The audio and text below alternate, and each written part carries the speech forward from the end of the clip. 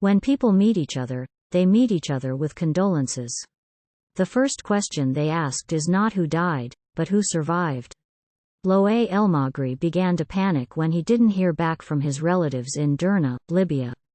The 36-year-old Libyan architect in Washington, D.C., knew floods destroyed a quarter of the city earlier last week. His maternal aunt was home when storms began early Sunday morning and floodwater gushed into her room.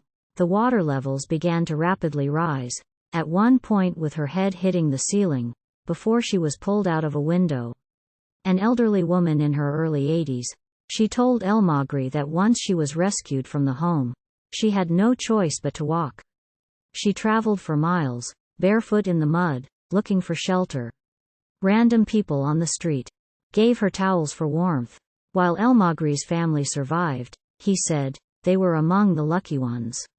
When people meet each other, they meet each other with condolences, said Elmagri.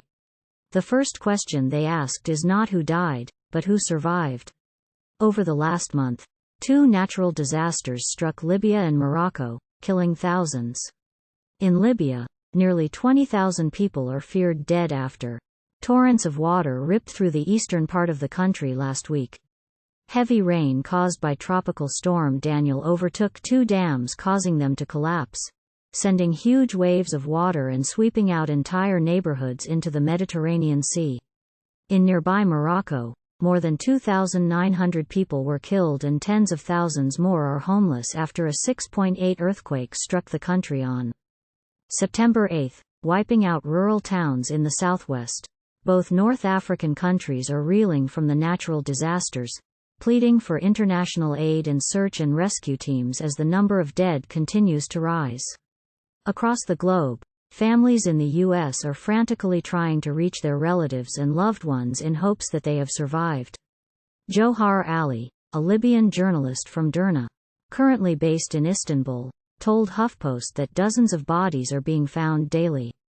Our city is the city of culture, the city of poets, the city of theater, the city of art. That's what's known about the city. That's the picture that I want to transmit to the world, said Ali. Imagine 10 years from now, whenever you Google the name of our city, you will see floods. You will see dead bodies.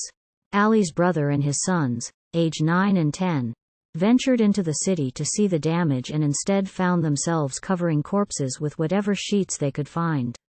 Imagine you're living in a city like New York, and in a glimpse, in just a few hours, the city is gone. Entire neighborhoods are gone and you can't connect the 2 parts of the city back together, said Ali. Imagine that you are told again after the disaster that the city cannot be inhabited again. Imagine that the house that you have lived all your life in will not be inhabitable.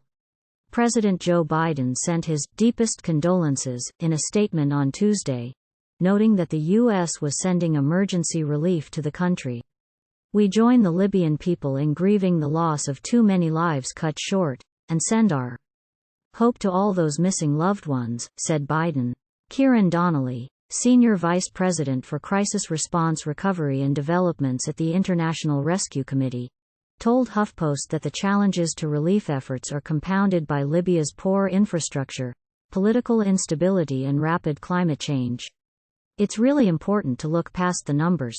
Think about the people behind the numbers and the people behind the stories, said Donnelly.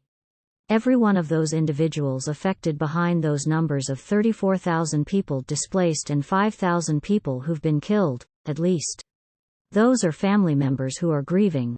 Those are parents, those are children, and those are people who on a daily basis are doing their best to survive and provide for themselves and care for each other and are now in dire need of support, he added.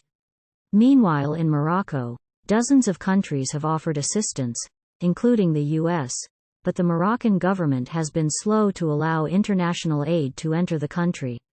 Moroccan citizens are frustrated by the government's response, with natives inside and outside the country coordinating their own efforts to assist those affected by the quake. The Moroccan American Recreational and Organizational Council, Maroc, a cultural organization based in New Jersey that provides social services and community events for Moroccan Americans, has partnered with local mosques and charitable organizations to raise funds for those impacted by the earthquake. Maroc's president Yassine El-Karyani, who was born and raised in Morocco, said his family back in Sale felt the earthquake nearly 300 miles away from the epicenter. Terrified, his parents, his sister and her daughter ran out of the house in fear it would collapse. When they returned, they couldn't sleep, worried about a second earthquake. The trauma is there, but that trauma has given everybody the energy to show solidarity, to do what everybody can do to help the victims, he said. What makes Morocco and Moroccans unique is the people. Individuals, despite the fact that they don't have money and they don't have much, they are exceptionally generous with other people. Nashwa Lena Khan, a Moroccan-American PhD student at York University in Canada who focuses on social reproductive health justice for Moroccan women, says the earthquake has heightened the risks of trafficking and exploitation for girls and vulnerable groups. They've always been neglected, and this situation compounds the risk factors in their lives and the marginalization and the poverty and the desperation, said Khan. The Atlas Mountains, primarily inhabited by Morocco's indigenous Amazigh population, were some of the hardest hit areas, wiping out entire villages and communities. Khan said women and girls in these areas face unique challenges accessing resources, seeking shelter and relocating to safety outside of the mountainous regions. While government-issued tents and makeshift hospitals have sprung up in larger times, the Amazigh living in remote areas rely on donations left on the side of the road, furthering issues of isolation and neglect.